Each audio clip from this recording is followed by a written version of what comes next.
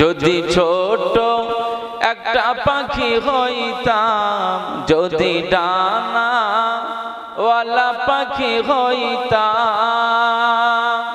একটা উড়াল দিয়া আমি মদিনায় যাইতাম। জোরে বলবেন না, জোরে বলবেন না। যদি ছোট একটা পাখি হইতাম, যদি ডানা ওয়ালা পাখি হইতাম, একটা উড়াল দিয়া আমি মদিনায় যাইতাম, একটা উড়াল দিয়া আমি মদিনায় যাইতাম। এদিক সেদিক ঘুরে বেড়াইতাম মেলিয়া ডানা, যেথায় পড়েছিল নবীর কদমখানা। একবার জোরে বলুন সুবহানাল্লাহ। মদিনার মাটি এমন মাটি যে মাটির উপরে আমার রাসূলুল্লাহর কদমের স্পর্শ করেছে। একবার জোরে বলুন সুবহানাল্লাহ। কামলিওয়ালা বলেছেন, রাসূলে পাক বলেছেন, মদিনার শহরে তোমরা যখন ঘুরবে, তো আমি রাসূলুল্লাহ বললাম মদিনার শহরে মুহাব্বতের সঙ্গে ঘুরবে। মদিনার ধুলাবালিগুলো যদি তোমাদের গায়েও লেগে যায়, চোখে মুখেও যদি লেগে যায়, মদিনার ধুলাবালি উড়ে উড়ে উড়ে উড়ে গিয়ে যদি তোমাদের চোখের ভিতরেও পৌঁছে যায়, তো আমি রাসূলুল্লাহ বলছি মদিনার এই ধুলাবালিগুলো তোমার শরীরের রোগ শোকের জন্য আমার আল্লাহ শেফা করে দিয়েছেন। একবার জোরে বলুন সুবহানাল্লাহ।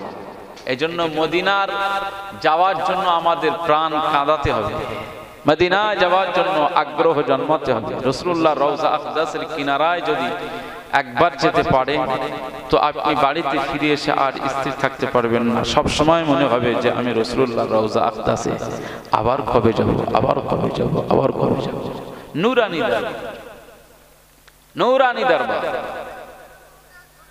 যে দরবারে গেলে আর কোনো জায়গার চিন্তা হবে না, আপনার মনে হবে যেন আমি জান্নাতে ঢুকে পড়েছি। একবার জোরে বলুন সুবহানাল্লাহ।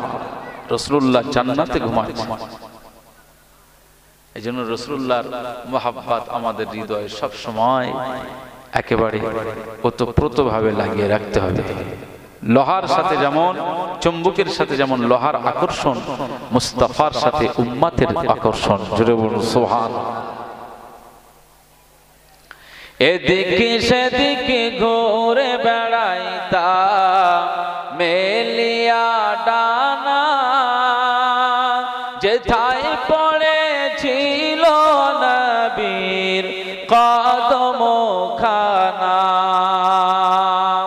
চরণ ধুলি চুমা খেতাম, চরণ ধুলি চুমা খেতাম, বুকের মাঝে জড়াইতাম আমি, বুকের মাঝে জড়াইতাম,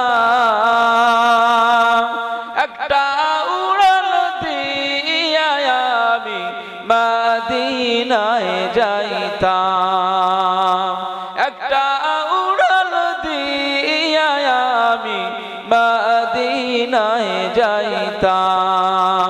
যদি ছোট একটা পাখি হইতাম, যদি ডানা ওয়ালা পাখি হইতাম, একটা উড়াল দিয়া আমি মদিনায় যাইতাম, একটা উড়াল দিয়া আমি মদিনায় যাইতাম।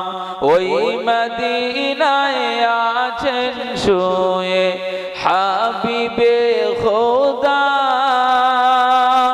যাহার লাগি আমার মন কাঁদে যে সদা। ওই মদিনায় আছেন শুয়ে হাবিবে খোদা, যাহার লাগি আমারে কাঁদে যে সদা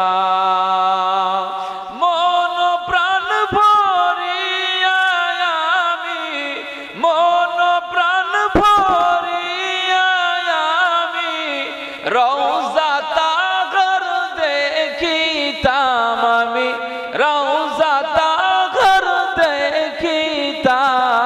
দেখিতাম একটা উড়াল দিয়া আমি মদিনায় যাইতাম একটা উড়াল দিয়া আমি মদিনায় যাইতাম যদি ছোট একটা পাখি হইতাম যদি ডানা ওয়ালা পাখি হইতাম একটা উড়াল দিয়া আমি মদিনায় যাইতাম একটা উড়াল দিয়া আমি মদিনায়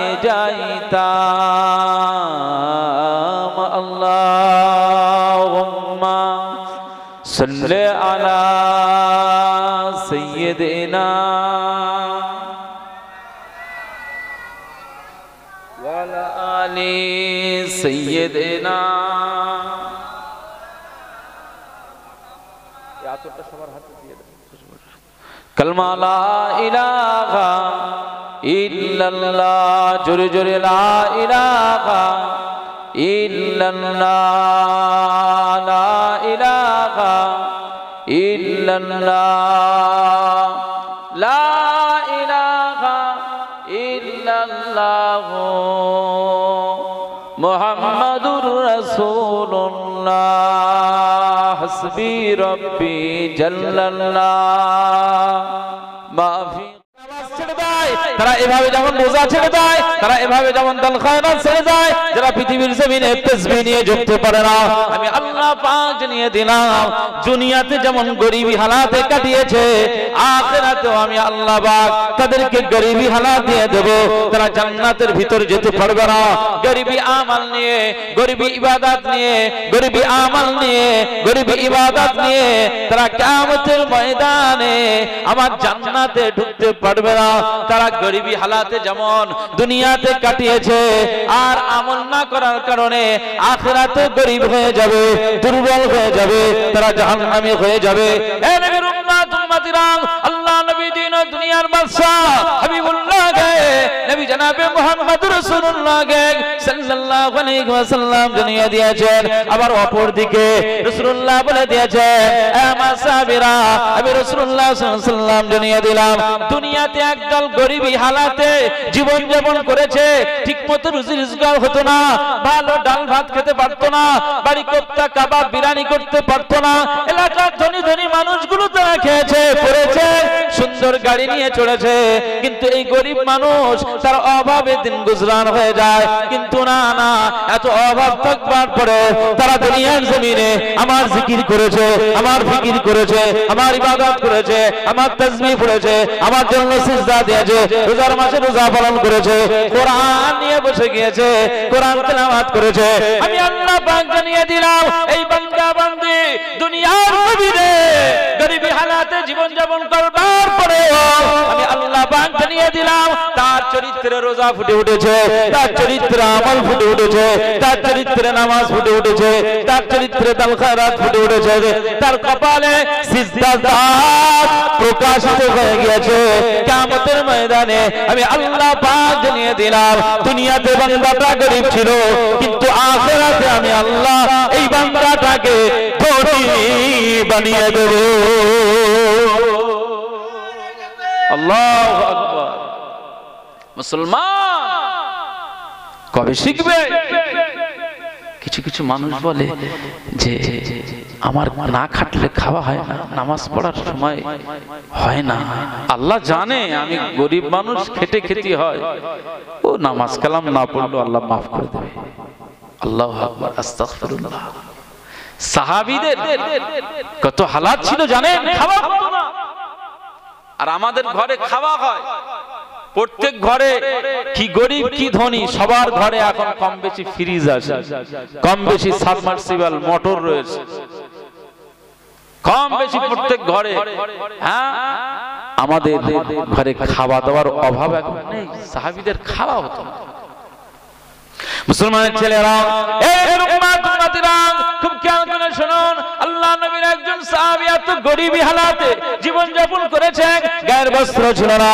ওই সাহাবী কি করেছে, একদিন ফজরের নামাজে গিয়েছে, ফজরের নামাজ আদা করেছে, ফজরের নামাজ আদা করেছে। প্রত্যেক দিন এভাবে তার রুটিন ছিল, তার এভাবে আমাল ছিল, প্রত্যেক দিনে ফজরের নামাজে চলে যায়, ফজরের নামাজে আল্লাহ নবীর পিছনে নামাজ আদা করে।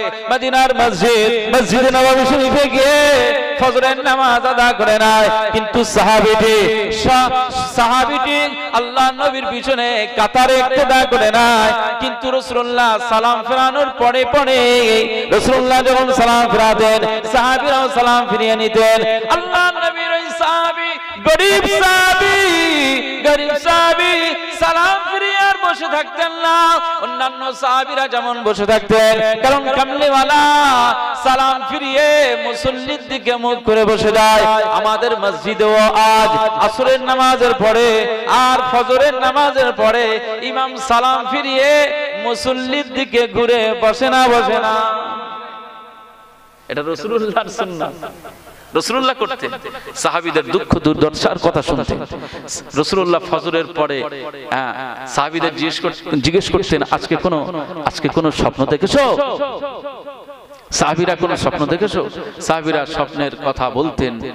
কোন সাহাবীরা বিভিন্ন প্রকারের স্বপ্ন দেখতেন, সাহাবী রাসূলুল্লাহর কাছে সেগুলো প্রকাশ করতেন। যার যে দুঃখ দুর্দশা, এই ফজরের সালাতের পরে রাসূলুল্লাহ এভাবে ঘুরে বসতেন, সাহাবীদের কাছ থেকে বর্ণনা শুনতেন। সাহাবীরা দিল খুলে মনের সব কথাগুলো রাসূলুল্লাহর কাছে প্রকাশ করতেন। একবার জোরে বলুন সুবহানাল্লাহ।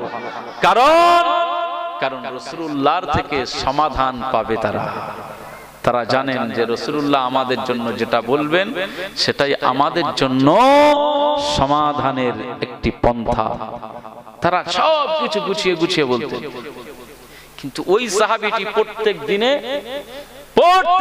ওই সাহাবীটি সালাম ফেরাতেন রাসূলুল্লাহ, আর উনি সালাম ফেরানোর সাথে সাথে বেরিয়ে আসতেন, চট করে বেরিয়ে আসতেন, আবার চলে যেতেন বাড়িতে। আল্লাহ নবী সাহাবীদেরকে জিজ্ঞেস করছেন, আমার ওই সাহাবীটি আমি তো খুব একটা নজরে পাই না, ফজরের নামাজ কি তিনি আদা করেন? যে ইয়া রাসূলুল্লাহ, আপনার ওই সাহাবী আপনার পিছনে ইক্তেদা করে, কিন্তু সালাম ফেরানোর সাথে সাথেই কিন্তু ইয়া রাসূলুল্লাহ, ইয়া হাবিবাল্লাহ, সালাম ফেরানোর সাথে সাথেই কিন্তু তিনি বাড়িতে চলে যান। পরের দিনে আসলে তাকে বলে দেবে এখানে বসে থাকতে, এখানে বসে থাকতে। সাহাবীরা রাসূল যখন যে কথা বলেন, সাহাবীরা সেই কথাটা একেবারে গুরুত্ব সহকারে পালন করতেন। সাহাবীরা নবী বলেছেন মানে আর কোনো কথা নাই, সেখানে কোনো বিবির কথা চলবে না, সেখানে কোনো ছেলের কথা চলবে না, সেখানে কোনো মায়ের কথা চলবে না, আব্বার কথা চলবে না। কামলিওয়ালা যেটা বলেছে সেটাই আজকে আমার জন্য শিরোধার্য। কামলিওয়ালার কথাটাই আজকে শুনতে হবে। একবার জোরে বলুন সুবহানাল্লাহ। এক কদম তারা উঠাতেন না। রাসূলুল্লাহ যদি বলতেন বসেন, বসতে হবে। রাসূলুল্লাহ যদি বলেন যে ওঠেন, উঠতে হবে। তারা এইভাবে নবীজিকে মেনেছেন। আর আজকে আমরা কোথায়? নবীজির উম্মত, নবীজি বললেন তোমরা সমাজ জীবনে কোনোদিন জুয়া খেলবে না, জুয়া লটারি এগুলো খেলবে না। রাসূলুল্লাহ আমাদের বলেছেন। কোথায় আমরা বলি নবীর জন্য জান দিয়ে দেব। আরে তোর জান দিতে হবে না, রাসূলুল্লাহ বলেছেন যে তোর লটারি কাটা যাবে না, ওটা হারাম। তুই কাটছিস কেন? ওইটা বন্ধ কর। ওই লটারি কাটাটা বন্ধ করলে তো জান দিতে হবে না, লটারি কাটা বন্ধ করলেই জান দিলে যে সওয়াব, সেই সওয়াব তুই পেয়ে যাবি। একবার জোরে বলুন সুবহানাল্লাহ। বহু ছেলেরা, বহু এখন মুসল্লি চাচাজিরাও লটারি কাটতেছে। আল্লাহু আকবার।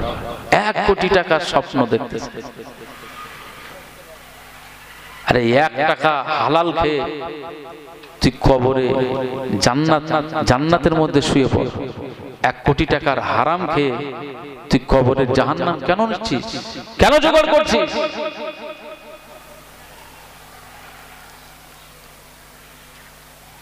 খবরদার না, খবরদার না, ওই কাউন্টারে দাঁড়াবেন না। কাউন্টার দেখলে আস্তাগফিরুল্লাহ পড়বেন, আস্তাগফিরুল্লাহ পড়বেন। কাউন্টার দেখলে নাউযুবিল্লাহ পড়বেন।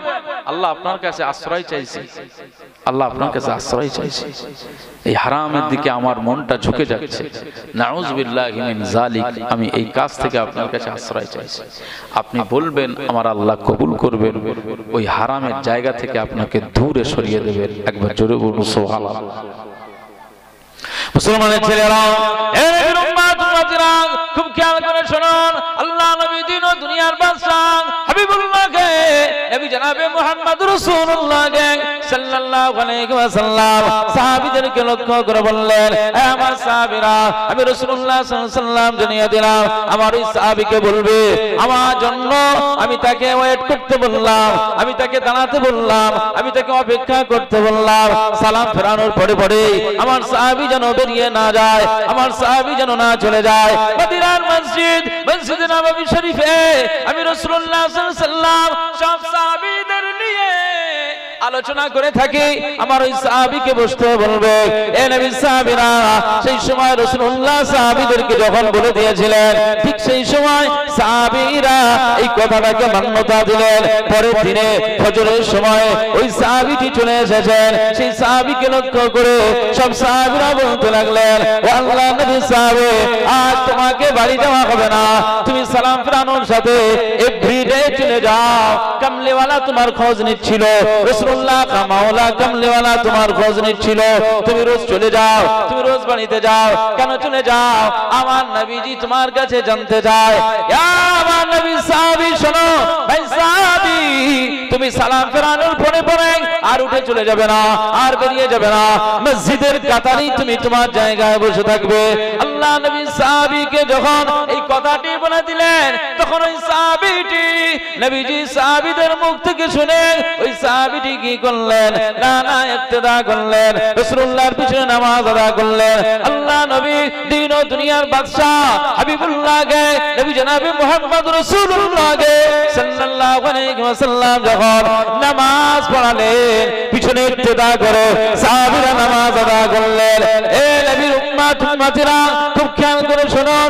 সাহাবী নামাজে গেল, নবীজি নামাজের সালাম ফিরিয়ে দিলেন।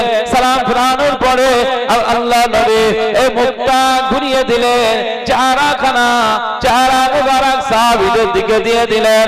আল্লাহ নবী দিন ও দুনিয়ার বাদশা হাবিবুল্লাহকে, নবী জনাবে মুহাম্মদ রাসূলুল্লাহকে সাল্লাল্লাহু আলাইহি ওয়াসাল্লাম ওই সাহাবীকে লক্ষ্য করে বললেন, আমার সাহাবী, আজ তোমাকে আমি এই জায়গায় বসে থাকতে বললাম, আজ তোমাকে আমি এই জায়গায় অপেক্ষা করতে বললাম।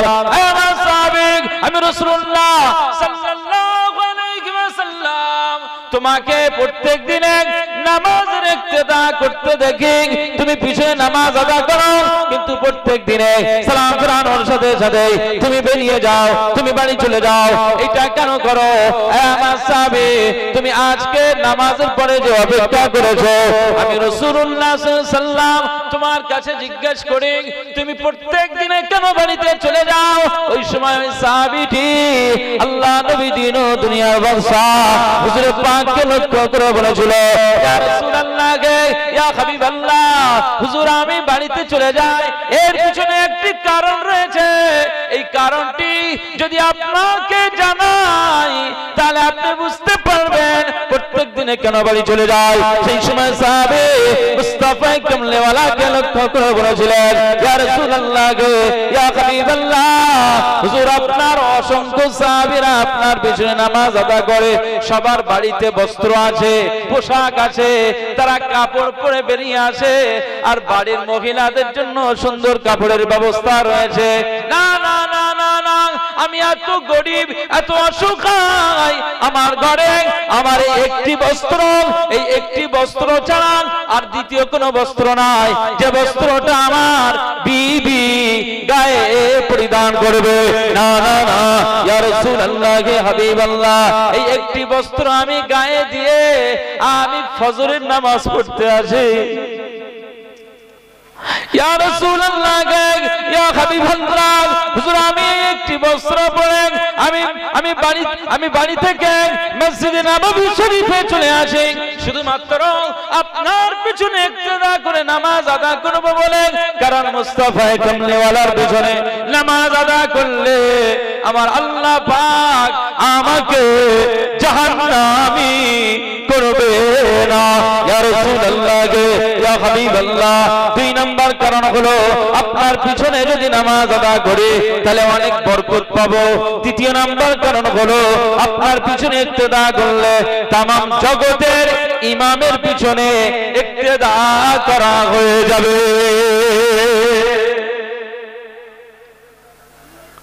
আল্লাহর নবী হচ্ছেন তামাম জগতের লিডার, কুল কায়নাতের ইমাম, সমস্ত নবীদের ইমাম। একবার জোরে বলুন সুবহানাল্লাহ। সেই ইমাম হচ্ছেন আমাদের নবী। কথা বুঝতে পারছেন? আপনার পিছনে নামাজ আদা করি, তামাম কায়নাতের ইমাম আপনি, সেই ইমামের দরজা আমার আল্লাহ আপনাকে দিয়েছেন। আপনার পিছনে ইক্তেদা করলে রহমত পাবো, বরকত পাবো, সওয়াবের হকদার হব। শুধু তাই নয়, মদিনার মসজিদে নববী শরীফে যদি এক রাকাত নামাজ আদা করা যায়, কত বলে? মদিনার মসজিদে নববী শরীফে এক রাকাত নামাজ আদা করলে কত? 50,000। ওই যে উড়িয়াপাড়ার মসজিদে আপনি এখন গিয়ে নামাজ আদা করবেন, 100 রাকাত নামাজ পড়বেন, 100 রাকাতে 100 রাকাতের 100টা সওয়াব, প্রতি রাকাতে একটা করে। কিন্তু আমার আল্লাহ পাক মদিনার মসজিদে নববী শরীফের বরকত আর রহমত দিয়েছেন। ওই মসজিদে গিয়ে যদি আপনি এক রাকাত নফল পড়েন আর এক রাকাত ফরজ পড়েন, এক রাকাত সুন্নাত পড়েন, যেই নামাজ আপনি পড়েন না কেন, এক রাকাতের বিনিময়ে আমার আল্লাহ আপনার আমাল নামাতে 50,000 রাকাতের সওয়াব দিয়ে দেবে। একবার জোরে বলুন সুবহান। সাহাবীরা ওই বরকত নেওয়ার জন্য মুস্তাফা কামলিওয়ালার পিছনে এসে নামাজ আদা করেন, মদিনার মসজিদ মসজিদে নববী শরীফে এসে নামাজ আদা করেন। মুসলমানের ছেলেরা, এ নবীর উম্মত উম্মতিরা, খুব খেয়াল করে শুনুন। এই সময় কামলিওয়ালা তাকে জিজ্ঞেস করেন, তুমি চলে যাও কেন? ওই সময় ওই সাহাবীটি বলতে লাগলেন, ইয়া রাসূলুল্লাহ, ইয়া হাবিবাল্লাহ, হুজুর আমার বাড়িতে আমার বিবিটা তিনিও নামাজ আদা করেন, তিনিও আল্লাহর সিজদা দেন, তিনিও আল্লাহর ইবাদত করেন, তিনিও ফজরের নামাজ পড়বেন, কিন্তু আমি বাড়ি থেকে যখন চলে আসি আমার বিবিটা একটি গোপনীয় জায়গায় অপেক্ষা করে, গায়ে পোশাক থাকে না, গায়ে পোশাক থাকে না, তার এই পোশাকটা পরে আমি বেরিয়ে আসি। এ নবীর উম্মত উম্মতিরা, আমি যখন এই পোশাকটা পরে বেরিয়ে আসি, তার এমন কিছু বস্ত্র রয়েছে যে বস্ত্র দিয়ে সতর ঢাকা যায় না, কিছু অংশ ঢাকা গেলেও সব দেখুন সব অংশ ঢাকা যায় না। মনে রাখতে হবে, শরীর ঢেকে, বিশেষ করে মহিলাদের জন্য গোটা শরীরের অঙ্গ প্রত্যঙ্গ গুলো ঢেকে নামাজ আদা করতে হবে। যদি শরীরের কোনো অংশ দেখা যায় তাহলে এই অংশ দেখার জন্য সে যত রাকাত নামাজ আদা করে না কেন, তার নামাজ আমার আল্লাহ পাকের দরবারে কবুল হবে না। এ নবীর উম্মত উম্মতিরা, শাড়ি পরে আমরা নামাজ আদা করি, কিন্তু রুকুতে গেলে পেটের অংশটা দেখা যায়, পিঠের অংশটা দেখা যায়, ব্লাউজ কাটার অংশটা দেখা যায়। অনেক মহিলারা নামাজ আদায় করেন, তাদের এই সমস্ত অঙ্গ প্রত্যঙ্গ গুলো দেখা যায়। এগুলো সতরের অংশ, 70 টাকা ফরজ আমার আল্লাহ পাক বিধান করে দিয়েছেন। যখন তোমরা নামাজ আদায় করবে, আগে তোমাদের জন্য একটা অপশন হচ্ছে 70 ঢাকা। এই 70 ঢাকাটা ফরজ। যদি তুমি ফরজ অংশটা না ঢাকতে পারো, 70 যদি না আদা করতে পারো, তুমি যদি রুকু করো, সিজদা দাও, তোমার রুকু কবুল হবে না। তাই কামলিওয়ালা বলে দিয়েছেন, তোমরা তোমাদের 70 গুলোকে ঢেকে নামাজ আদা করবে।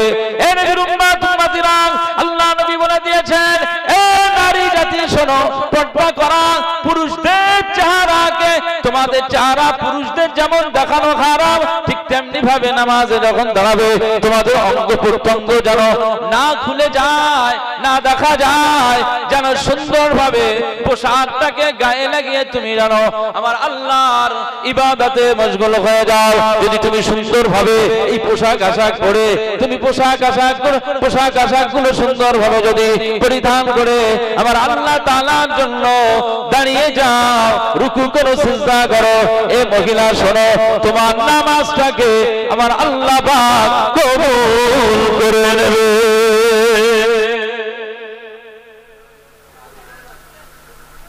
আমরা তো যা ইচ্ছে তাই করে নামাজ পড়ি, যা ইচ্ছে তাই করে। আমি আপনাকে বলি শুনেন, আপনার বিয়ের দাওয়াত দেব, বিয়ের দাওয়াত। আপনি জানেন যে আব্দুল মুনাইমের বিয়ে হবে, তো বিয়েতে যেতে হবে। তার মানে এই ছেঁড়া কুড়া জামা পরে তো যাওয়া যাবে না। বাড়িতে যা আছে এগুলো সব বিভিন্ন জায়গায় পরে ইউজ করা হয়ে গেছে। ওর আকিকার মজলিসে, ওর খাতনার অনুষ্ঠানে, এই অমুকের বিয়েতে গিয়েছিলাম, এইটা পূর্ণ হয়ে গেছে। ফের নতুন করে আবার টেলার্সে গিয়া কিংবা নতুন কোনো বস্ত্রালয় কাপড়ের দোকান থেকে নতুন পোশাক কিনে যে আব্দুল মুনাইমের বিয়েতে যাব বলে এই জামাটা কিনেছি, এই কোটটা কিনেছি, শীতকালে তো এই সুন্দর ব্লেজারটা কিনেছি, কেমন হয়েছে দেখতো, সুন্দর লাগতেছে তো। কত নিয়েছে না? এত টাকা। তাহলে আমার বিয়েকে কেন্দ্র করে আজকে আপনাদের মতো কোনো ব্যক্তি যদি সুন্দর পোশাক পরে আমার বিয়ের অনুষ্ঠানে যেতে চায়,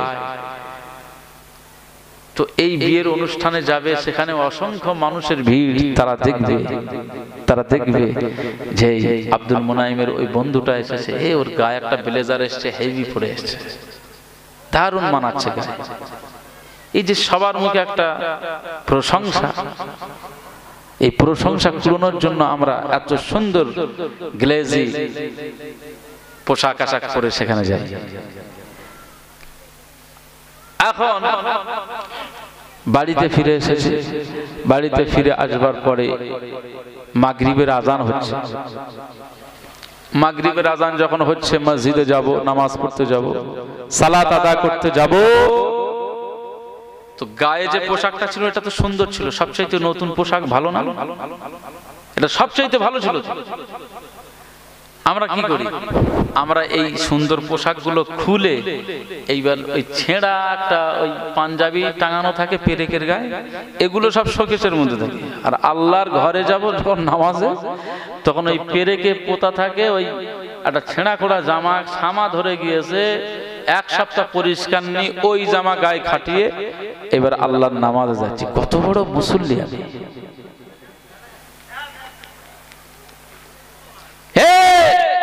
আল্লাহর সাথে তোর দিদার হবে, মাওলাই কারীমের সামনে তুই হাজির হচ্ছিস, তোর উচিত তো সবচাইতে উৎকৃষ্ট মানের পোশাক পরে মাওলাই কারীমের সামনে দাঁড়ানো, মাওলাই কারীমের সামনে উৎকৃষ্ট পোশাক, গায়ে পারফিউম, সুন্দর সুগন্ধ ব্যবহার করে তোর আল্লাহ পাকের সামনে গিয়ে সিজদা দিবি। তোর সিজদাটা আমার আল্লাহ দেখবে যে আমার বান্দা আব্দুল মুনাইম, আব্দুল করিম, আব্দুল সত্তার সিজদা দিচ্ছে। উৎকৃষ্ট মানের পোশাক পরে আজ আমার ঘরে আমার সন্তুষ্টির লক্ষ্যে এসেছে। বলুন তো, সবচাইতে উৎকৃষ্ট পোশাক পরে আমি যদি আল্লাহ পাকের সিজদার জন্য দাঁড়িয়ে যাই, আল্লাহ খুশি হবেন না দুঃখিত হবেন? খুশি হবেন না? দেখবেন জুমার দিনে শুক্রবারে ছেলেরা অসংখ্য দামি দামি পোশাক আশাক গুলো কিনে রেখেছে, সেগুলো কুটুম বাড়ি যাবে। আর মসজিদে যাওয়ার সময় ছেঁড়া জামা, ছেঁড়া একটা ওই পাঞ্জাবি ওই খাটিয়ে দিয়ে শুক্রবারের জুমার নামাজ পড়তে যায়। আর উৎকৃষ্ট পোশাক পরে এই শুক্রবারের জুমার নামাজে যাওয়ার দরকার আসে না। আল্লাহ পাক আপনার এই নামাজ দেখতে, আপনার এই ইবাদত, আপনি আল্লাহ পাকের ঘরে ঢুকছেন। মুসলমান ছেলেরা, খুব খেয়াল করে শুনুন, সাহাবীরা যখন এমনি কাজ কাম করতেন এমনি আলাদা পোশাক পরতেন, কিন্তু যখন মাওলা কারীমের দরবারে যখন সিজদা দেওয়ার জন্য নামাজের জন্য দাঁড়াবেন তখন অন্য পোশাক বদলে নিতেন, অন্য পোশাক দিয়ে নামাজ আদা করতেন।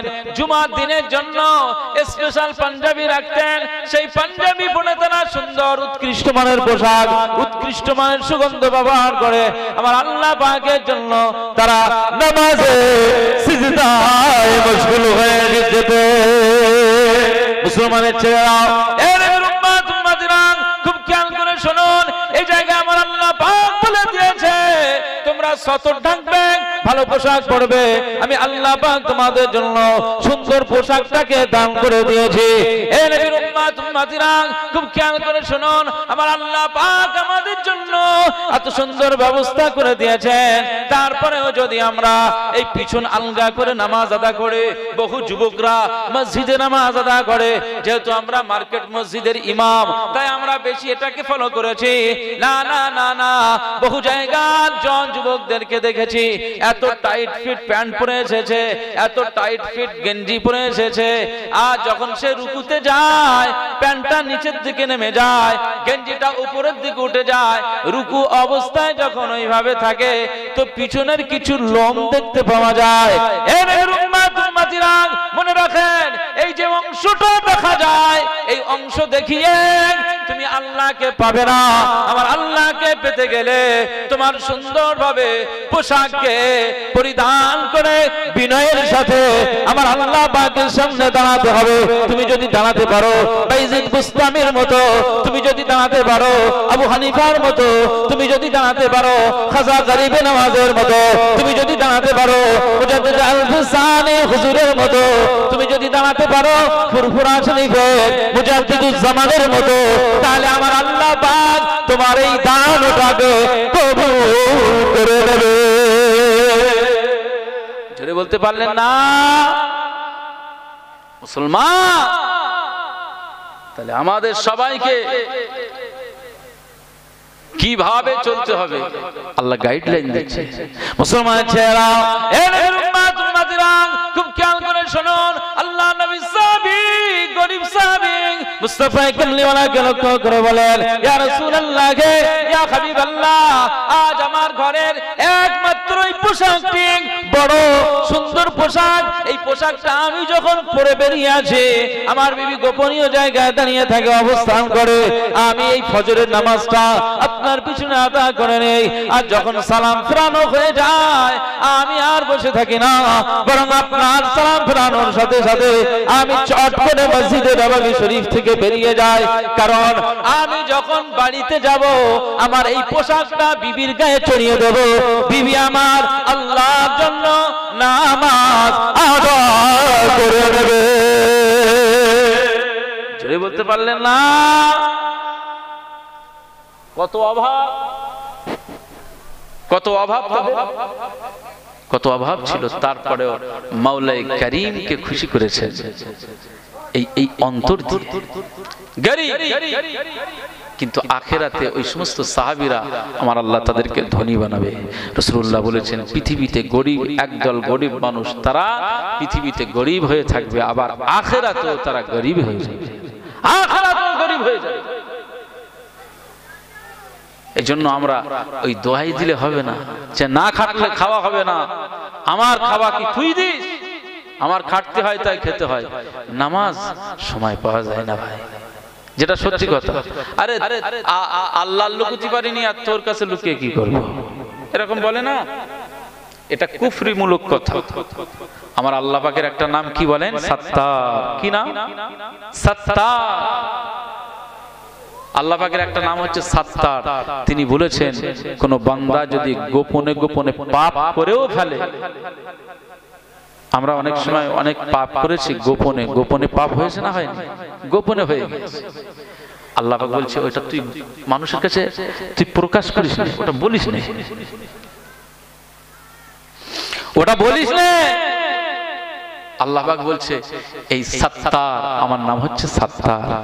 তোর ওই গোপন পাপটা যদি চেপে রাখিস, আর আমি আল্লাহ পাক আমার কাছে যদি তামান্না করিস, যদি তামান্না করিস, আমি আল্লাহ পাক বলছি এই গোপন পাপটাও সাত্তার, এই সাত্তার নামের ওসিলাতে আমি আল্লাহ তোর গোপনের পাপটাকে আমি গোপনেই আমি আল্লাহ মাফ করে দেব। একবার জোরে বলুন সুবহানাল্লাহ। এই যে বদমাইশ এ বলতেছে যে যে আল্লাহ লুকুতি পারেনি, আর তোর লুকিয়ে কি করব? তো আমারও একটা যুক্তি রয়েছে যে তুই আল্লাহ লুকিয়ে যদি পাপ গোপন করতে পারিস না, তুই যখন আল্লাহ লুকাতে পারিস না, তখন মানুষের কাছে যেমন বলে বেড়াচ্ছিস, তাহলে আমি তোকে বলছি যে তুই এই যে পরনে যে প্যান্ট আর এই যে লুঙ্গি পরে ঘুরতেছিস, ওটাও খুলে ফেলে। কথা বুঝতে পারছেন? কারণ এটা ঢেকে তো কোনো লাভ নেই, এটা ঢেকে কি হবে? কোনো লাভ আছে? আল্লাহ লুকানো যায়? নাউযুবিল্লাহ। আল্লাহ লুকানো যায়? তারপরেও আমার আল্লাহ ঢাকার কথা বলেছে। তোর যদি এই কথাটা হয় যে আল্লাহ লুকাতে পারেনি, আমি এই করি এই করি, তা তোর লোককে লাভ কি? সব তোর কাছে আমি খুলে বলতেছি। তাহলে তুই লুঙ্গি খুলে ঘোর, উলঙ্গ হয়ে ঘোর, আল্লাহ লুকাতে পারিস না যতক্ষণ। মুসলমান ছেলেরা, আল্লাহকে ভয় করো। আমার আল্লাহ পাক বলে দিয়েছেন আমি রহমান, আমি রহিম, আমার অনেক দয়া, আমার অনেক দয়া রয়েছে, আমার অনেক দয়া রয়েছে। এবার বান্দি শুনে রাখো, পৃথিবীর জমিনে প্রত্যেকটি বান্দা গুনাহগার, প্রত্যেকটি বান্দা গুনাহগার। কি আলেম, কি হাফেজ, কি হাজি, কি কারি, কি ইমাম, কি মুআজ্জিন, সব কম বেশি গুনাহগার পৃথিবীর জমিনে। একমাত্র আমি আল্লাহ পাকের দরবারে নবীদেরকে আমি আল্লাহ মাসুম করে দিয়েছি। মুসলমানের ছেলেরা, আজ আমি আল্লাহ পাপ জানিয়ে দিলাম তোর পাপটা হয়ে গেছে। এই পাপের কথা কাউকে বলিস না, কারোর কাছে প্রকাশ করিস না।